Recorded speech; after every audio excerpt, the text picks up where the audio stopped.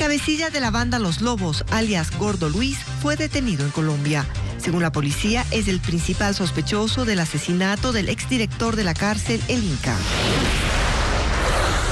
La propuesta del IES también reforma el sistema de ahorro para alimentar los fondos de cesantía y de reserva. En la tercera entrega del especial sobre el transporte público, Televistazo revela cómo contaminan los buses de Quito y Guayaquil. Buenas tardes, ¿cómo están, amigos? Comenzamos Televistazo informándoles que fue capturado en Colombia alias Gordo Luis, segundo al mando de Los Lobos. Alejandra. ¿Qué tal, Gaby? Amigos, bienvenidos. El detenido también es el principal sospechoso del asesinato del director de la cárcel de El Inca y debe ser trasladado a Ecuador. Fabiola Santana con los detalles. La policía colombiana capturó cerca de la medianoche de este miércoles en Pasto a Luis Arboleda, alias Gordo Luis, principal sospechoso del asesinato del director de la cárcel del Inca, Santiago Loza. Por ese crimen fue detenido en diciembre de 2022, pero en abril de este año un juez le concedió medidas cautelares que lo liberaron y fugó. Con la comunicación que existió entre la policía de Colombia y Ecuador, específicamente en la ciudad de Pasto, donde él en un operativo policial no pudo mostrar su identidad y fue reportado en forma inmediata al Ecuador, él está capturado. Gordo Luis es trasladado vía terrestre al puente Rumichaca para ser entregado a la policía ecuatoriana y devolverlo a la cárcel de La Tacunga. Cuando usted tiene una situación irregular en un país, especialmente en Colombia, tiene la figura de la expulsión, que es mucho más rápida. Era considerado como blanco de alto valor, pues es el segundo al mando del grupo criminal Los Lobos. Anteriormente fue detenido con 50 kilos de droga en San Borondón. Tuvo otra captura por armas en Quito, pero fue liberado y nuevamente fue aprehendido en Los Ríos. Tiene varios procesos penales abiertos, el más cercano es el 31 de julio, él tiene una audiencia por narcotráfico, él fue encontrado con sustancias estupefacientes, con armas. En total tiene 9 procesos judiciales abiertos, que también incluyen asesinato y homicidio intencional. Tras esta recaptura, la policía llamó a los jueces a ser consecuentes con el trabajo de los uniformados. En Esmeraldas, con una ceremonia, las Fuerzas Armadas y la policía conmemoraron la mañana de este jueves un año de la creación de la Fuerza de Tarea Conjunta tras la declaratoria de la provincia como zona de seguridad debido al índice de criminalidad. El evento se realiza un mes después de lo planificado debido a las emergencias por las inundaciones. El ministro de Defensa, Luis Lara, participó en el acto y anunció que la Fuerza de Tarea Conjunta continuará. Actualmente se reportan 245 muertes violentas. También indicó que el general Alexander Leboyer deja el cargo de comandante de este grupo y será reemplazado por Milton Rodríguez. No solo los submarinos de la Armada tienen serias exclusiones en el contrato de reaseguro que soporta la póliza de casco marítimo. Los buques también tienen una cobertura limitada a las circunstancias. Por ejemplo, si están dentro de Astinave, que es donde la flota naval recibe mantenimiento, no están cubiertos. Lenín Artieda informa. Las diferencias entre lo que dice la póliza de seguros de casco marítimo, maquinaria y responsabilidad civil de Fuerzas Armadas y lo que consta en el contrato de reaseguro no afecta únicamente a los submarinos. Tiene también implicaciones en otras embarcaciones. Tomemos como ejemplo el emblemático buque Escuela Guayas, que tiene un valor de $20.025.000.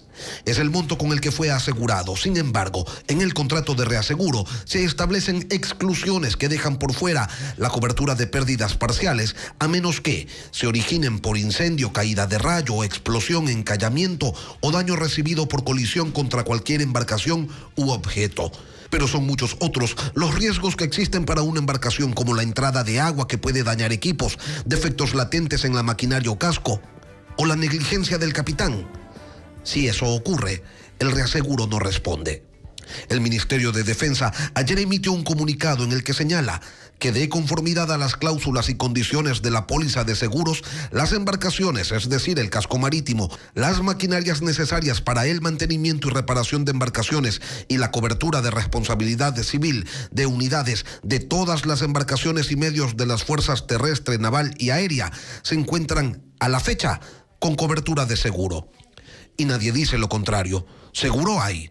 El problema es que el reaseguro contratado por Aseguradora del Sur, que es quien les vendió la póliza, excluye algunos riesgos que si llegaran a ocurrir dejarían a las Fuerzas Armadas sin la posibilidad de recuperar el bien perdido total o parcialmente.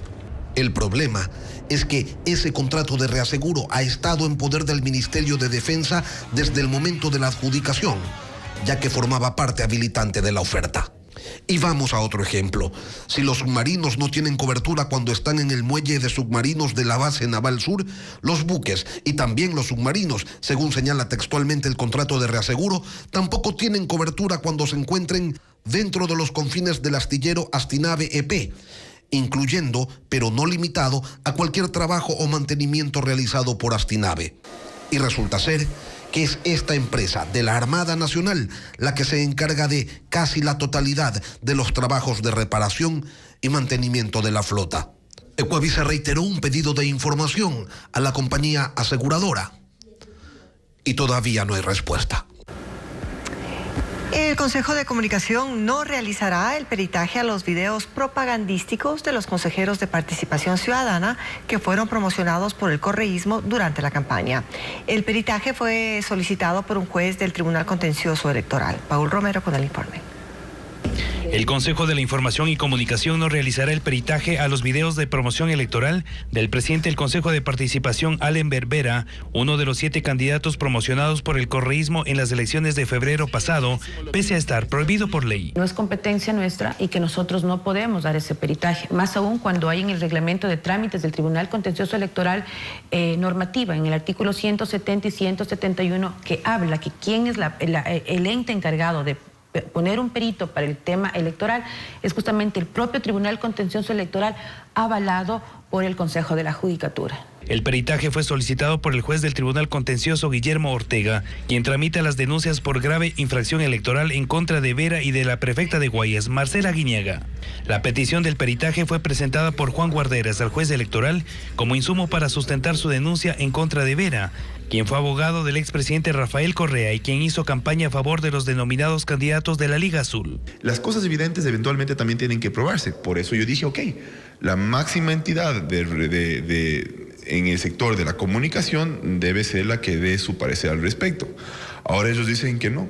La negativa del peritaje no detiene el proceso, asegura Guarderas, quien espera la notificación de la fecha para la audiencia en donde presentará los elementos probatorios. Antes de la vigencia de la nueva ley de comunicación, las pericias e informes del Consejo de Regulación sustentaron las sanciones en contra de varios medios de comunicación ejecutadas por la desaparecida Supercom. El proyecto de reforma al Fondo de Pensiones del IES propone que los jubilados cuenten con 2 fuentes de ingreso, la actual pensión vitalicia y lo que reúnan mediante los distintos planes de ahorro. Alberto Luna explica. La propuesta de reforma al sistema de pensiones del IES contiene planes de ahorro para que los jubilados reciban ingresos adicionales a la pensión vitalicia. La reforma está planteada para no reducir los montos que recibirán los jubilados de menores ingresos. Sin embargo, sí habrá una reducción en la pensión de quienes ganen más de $1,500 al mes. Por ello, la comisión propone un sistema con planes de ahorro. Que los planes de ahorro para la vejez se organicen en torno a uno que ya tenemos y que se llama Fondo de Cesantía. En este momento, en el Fondo de Cesantía, hay $10.150 millones. Es el fondo de ahorro más grande que tenemos en el Ecuador. El fondo de cesantía es un ahorro obligatorio que mantiene la propuesta. Lo que cambiaría es que solo pueda ser retirado cuando la persona se jubile. Actualmente se puede retirar cuando el afiliado está desempleado.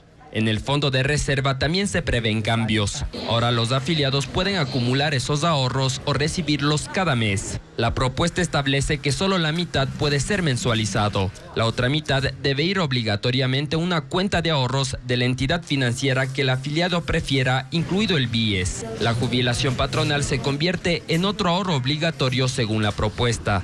Ya no será una pensión que se entregará solo a los trabajadores que cumplen 20 y 25 años de servicio consecutivo en una misma empresa, sino que cada mes se destinará el 1% del actual aporte a ese ahorro. Si el empleado quiere cambiar de trabajo, se lleva su plan de ahorro. Ahora con la jubilación patronal, si el empleado se cambia de trabajo, pierde todo. el último plan de ahorro propuesto es voluntario según la conveniencia y monto que el trabajador considere oportuno. Se depositará el valor a una cuenta de ahorro para la vejez. Se proponen incentivos tributarios para los empleadores que gestionen ese ahorro voluntario a sus trabajadores.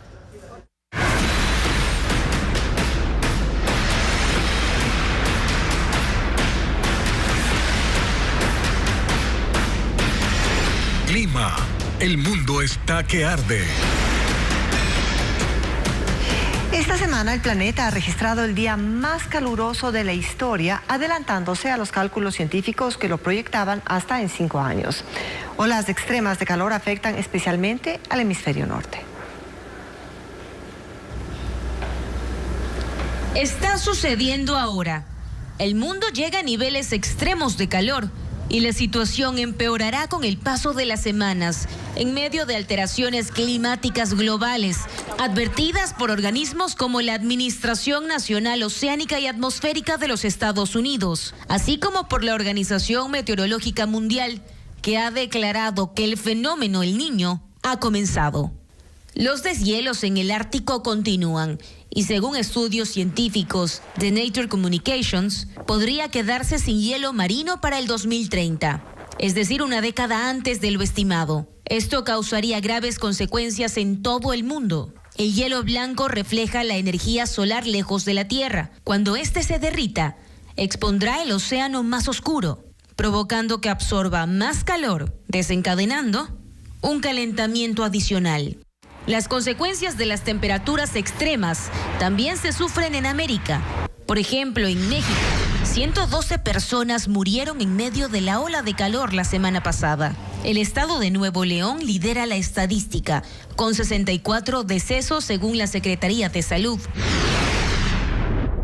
Mientras tanto, en Uruguay, la sequía es la peor de los últimos 43 años. Y el embalse de San Severino, que abastece de agua dulce, se está quedando vacío. La cuenta regresiva a una crisis total ha comenzado y la ciudad de Montevideo se quedaría sin agua potable en máximo 10 días, por lo que deberán buscar alternativas para el suministro. El clima seco también se siente en Chile y Argentina.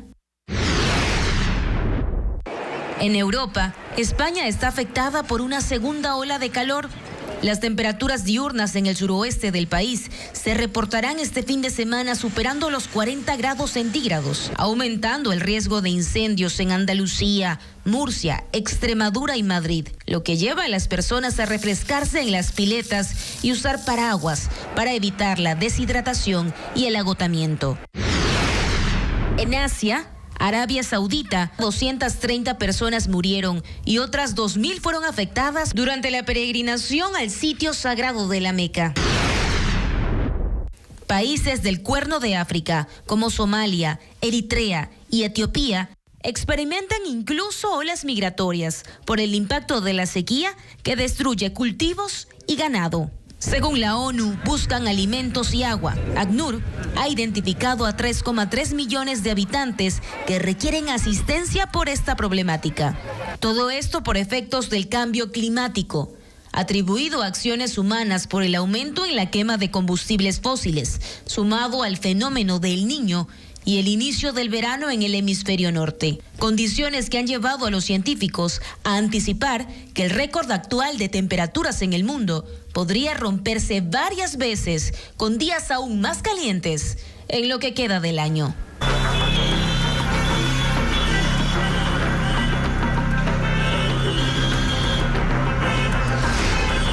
Transporte público, el tormento diario. Los gases que emanan los buses a diésel son la principal fuente de contaminación en ciudades como Quito y Guayaquil. Uno de los peores contaminantes es el denominado PM25. Debería ser de 15 microgramos por metro cúbico, pero en horas pico en Quito alcanza los 32 microgramos. Y en el casco comercial de Guayaquil, 30 microgramos, como ustedes lo pueden ver. Ambos sobrepasan los límites establecidos por la Organización Mundial de la Salud y para evitar enfermedades. Merlin Ochoa con un nuevo reporte.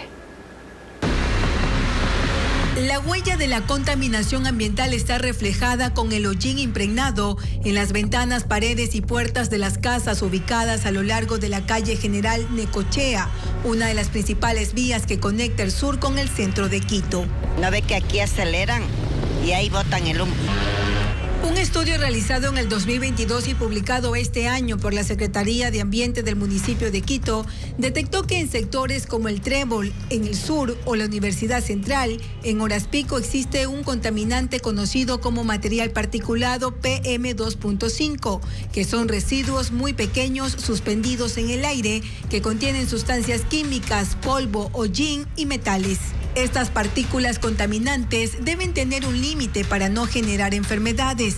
La Organización Mundial de la Salud establece un techo de 15 microgramos por metro cúbico, pero en Quito, en horas pico, llegaba a 32.5, es decir, más del doble. Los niveles responden al incremento del parque vehicular en la ciudad. Es decir, si usted incrementa la cantidad de autos circulando en una calle, en una ciudad, la contaminación va a ir aumentando.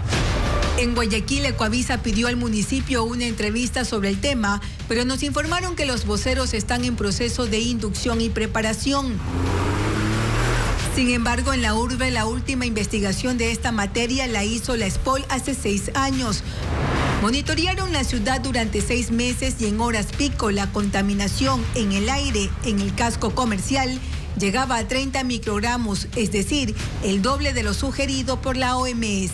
Actualmente estamos más o menos en los mismos niveles, porque después de la pandemia otra vez comenzó la vida urbana normal. Todas las industrias están funcionando, todos los carros están funcionando. Recalca que la baja calidad del combustible agudiza el problema. Porque nuestra gasolina tiene un alto elevado de contenido de azufre, estamos hablando entre 350 y 600 partes por millón. Ese material particulado absorbe el azufre y lo respiramos y penetra hasta las zonas más profundas del pulmón. La OMS advierte una relación directa entre la contaminación del aire y enfermedades respiratorias, cardíacas y cáncer. Esta noche en Televistazo Estelar, la 4ª entrega de la serie Transporte Público, El Tormento Diario. Los usuarios cuentan cómo afecta a sus vidas las horas de demora y los maltratos en los buses. Y el accidente de un bus dejó 9 heridos en el norte de Quito. Una unidad de transporte público con 30 pasajeros aparentemente se quedó sin frenos y después de una maniobra del chofer para evitar impactar contra otros vehículos, se estrelló sobre un muro de un conjunto habitacional. Ocurrió esta mañana en la avenida Interoceánica, sector de Miravalle.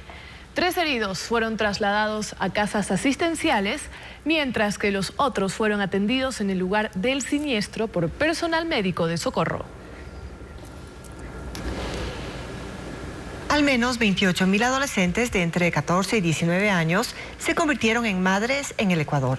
La mayoría de estos embarazos no fueron planificados. El Ministerio de Salud brinda atención integral a este grupo vulnerable. Carla Delgado tiene los testimonios. Tiene 14 años y hace apenas 3 días se convirtió en mamá. Reconoce que se adelantó, que debería estar en el colegio junto a sus compañeras, pero la vida siempre sorprende. Muy duro porque no sabía qué hacer. La única cosa que me pasó por la mente es abortar. A ella le tocará sacar adelante a su niña. El padre se alejó después de la noticia. También a Cristina le tomó por sorpresa su embarazo. Con solo 13 años, hoy asume un rol que tenía planeado para cuando cumpla sus 25. O sea, no quería creer que estaba embarazada porque yo sentía que iba a decepcionar a mis papás porque somos humildes, pero pues han hecho todo para darme lo que necesito. Ambas coinciden con que a pesar de sus temores y la incertidumbre, hoy sus hijos les dan el valor para continuar. Mi sentimiento cambió cuando me pusieron encima de mi pecho por primera vez. Mi sentimiento cambió y ahora ya la amo mucho a mi hija. Al verlo ahorita me siento más alegre, creo que le dio más sentido a mi vida. Según el Ministerio de Salud, durante 2022, 1.921 niñas de entre 10 y 14 años fueron madres. El número es mayor entre las adolescentes de 14 y 19 años. 28.000 se convirtieron en mamás en ese año. Desde esta cartera de Estado señalan que existen más de 15.000 establecimientos en el país que brindan atención integral a este grupo vulnerable. Entre estos está la maternidad Isidro Ayora en Quito. Aquí, además de la atención médica, psicológica y prevención, reciben acompañamiento legal, sobre todo en los casos en los que se detecta que las niñas han sido abusadas. Solo en esta maternidad se atienden al día entre 3 y 4 partos de madres adolescentes. Más adelante en Televistazo investigan una red de tráfico de personas que operaría con pasaportes falsos. Un funcionario de la Cancillería y un ex miembro de la entidad están entre los detenidos.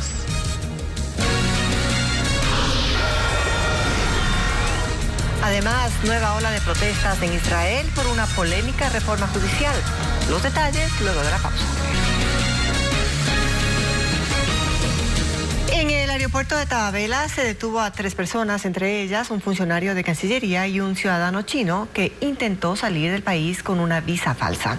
Los agentes investigadores presumen que se trata de una red de tráfico de personas. Nos informa Jacqueline Rodas.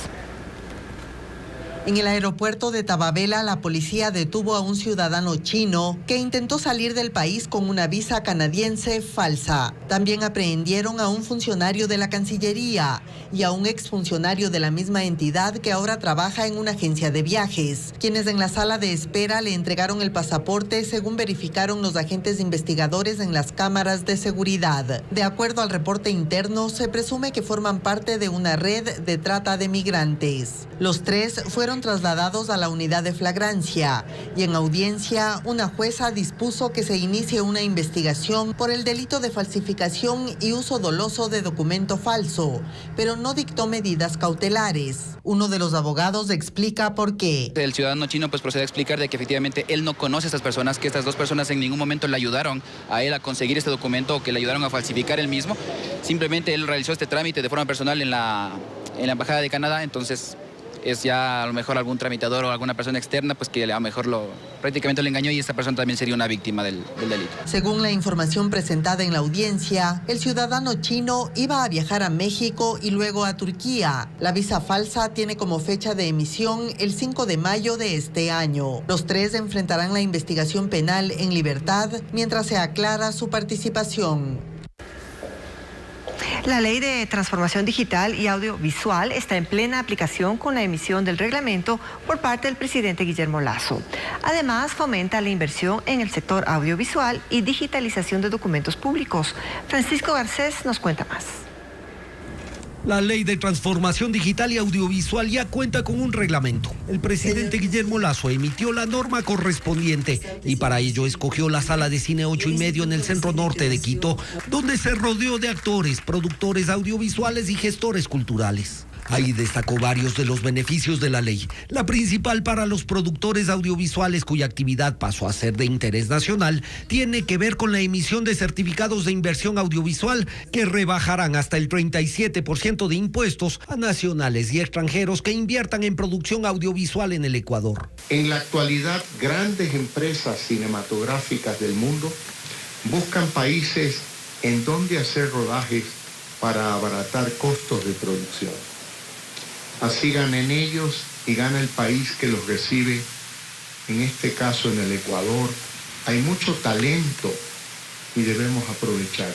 De acuerdo a las previsiones del régimen, en el 2023 por la aplicación de la ley se emitirán certificados por al menos $10 millones. La norma también permite exoneraciones en los impuestos a la salida de divisas, IVA e impuesto a la renta para la importación de bienes destinados a la producción audiovisual. Para la atracción de producciones de inversión extranjera, para el sector audiovisual, potenciando al Ecuador como un destino de producción audiovisual internacional. La nueva ley y su reglamento intentarán hacer que el Ecuador sea competitivo para la industria audiovisual, sobre todo en relación a Perú y Colombia, en donde la producción cuenta con incentivos similares. 2 hombres fueron acribillados esta madrugada en el sur de Guayaquil. Las víctimas se movilizaban en un auto e intentaron huir en contravía. Los criminales dispararon más de 20 veces. Dentro de este auto quedaron los cuerpos de 2 hombres que fueron acribillados esta madrugada en el sur de Guayaquil. El vehículo estaba en contravía, ya que las víctimas fueron perseguidas a bala por varias cuadras del sector, hasta que las alcanzaron en la avenida 25 de Julio. La ráfaga de tiros despertó a los moradores del vecindario. En el sitio, los uniformados acordonaron la escena y encontraron más de 20 restos de bala. La mayoría eran de fusil. Los fallecidos fueron identificados como Rubén Pinargote, de 36 años, y Cristian Gales, de 30. Los agentes analizarán los videos de las cámaras de vigilancia de la zona para identificar el vehículo de alta gama en el que se movilizaban los criminales. Anoche, habitantes de 3 cantones del Guayas fueron sorprendidos por una lluvia acompañada de truenos y relámpagos. 4 rayos cayeron cerca de una subestación eléctrica, dejando sin luz a aproximadamente 250.000 residentes de urbanizaciones privadas en San Borondón y Daule. Como inusual, así calificaron los habitantes de la cooperativa Juan Montalvo, en el norte de Guayaquil, a la lluvia que cayó anoche en esa y otras zonas de la ciudad. La lluvia ahorita se ha descontrolado todo. Anteriormente uno tenía una secuencia de cuándo llovía, cuándo no llovía, tenía más o menos. Ahorita en cualquier momento llueve. El aguacero no duró más de 1 hora, pero estuvo acompañado de truenos y relámpagos. Incluso 4 rayos cayeron cerca de una subestación eléctrica que suministra el servicio a Daule y San Borondón, afectando a aproximadamente 250.000 residentes en esos sitios. En redes sociales, desde las 7:30 de la noche, habitantes reportaron que se quedaron sin luz. Al menos 11 urbanizaciones privadas en esos 2 cantones resultaron afectadas. En un recorrido se evidenció cómo las vías a La Puntilla, La Aurora y León Febres Cordero estuvieron completamente a oscuras por 3 horas.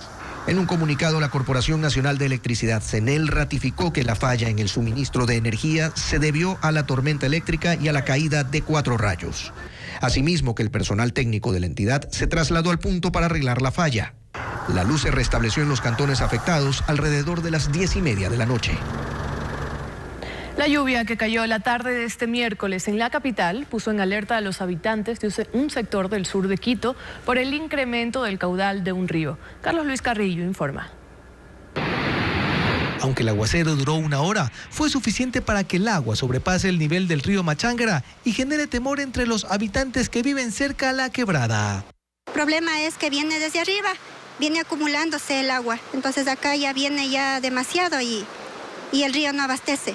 Los vecinos aseguran que esta vez estuvieron atentos, pues desde hace 1 año se instalaron 7 cámaras que vigilan el crecimiento del caudal y alertan a las autoridades sobre emergencias. El monitoreo se lo hace desde el COE Metropolitano. Con una sirena anuncian a los moradores sobre el riesgo. Para Luz María, este sistema no es suficiente, pues cada vez que la quebrada se desborda, su casa se ve afectada tras la fuerte lluvia que causó el desbordamiento de la quebrada de Caupicho en el sur de la capital.